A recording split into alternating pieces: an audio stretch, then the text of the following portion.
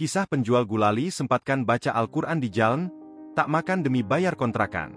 Seorang pria lanjut usia hidup sebatang kara, bertahan hidup dengan jual gulali viral di media sosial. Penjual gulali itu akrab disapa Abah Ahmad yang kini berusia 80 tahun.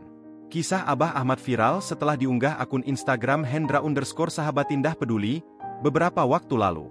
Abah Ahmad biasanya berjualan menggunakan sepeda, namun tidak dikayuh, ia justru hanya mendorongnya. Setiap harinya, ia biasa mendorong sepeda jualan keliling hingga jarak 9 km.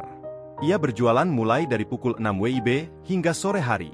Dalam video itu, terlihat banyak gulali yang siap dijual oleh Abah Ahmad.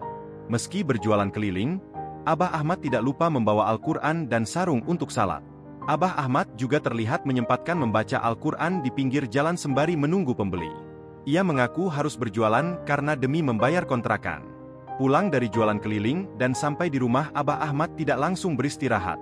Abah Ahmad terlilah membuat stok gulali untuk jualan di hari selanjutnya. Jika stok sudah habis terjual, Abah Ahmad bahkan harus membuat kembali hingga larut malam. Abah Ahmad mengaku ingin berjualan di rumah.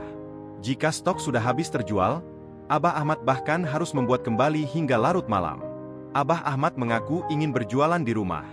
Pasalnya, ia juga mengaku sudah sering sakit dan tidak kuat berjalan jauh. Abah Ahmad bahkan rela tidak makan demi menyisihkan uangnya untuk membayar kontrakan. Saat sakit pun, ia harus tetap berjualan lantaran takut diusir dari kontrakan jika telat membayar. Adapun harga kontrakan yang ditempati Abah Ahmad sebesar Rp500.000.